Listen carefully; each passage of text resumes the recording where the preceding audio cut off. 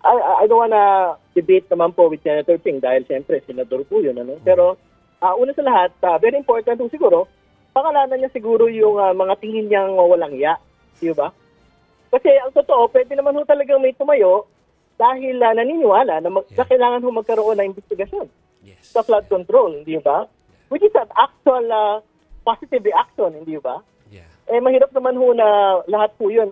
Actually, hindi lang naman ho ata mga kongresista yung tumayo at pumalakpak. May mga senador din atang tumayo at pumalakpak. So, baka magandang i-identify niya muna yung mga kasama niya doon po sa mga umattend po sa SONA, di ba?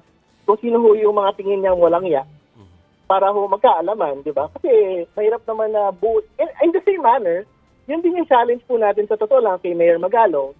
Kasi in the last couple of months, not just days, talagang paulit-ulit niya kung binabanggit yung 30%, 40% kickback ng mga legislators, particularly congressmen.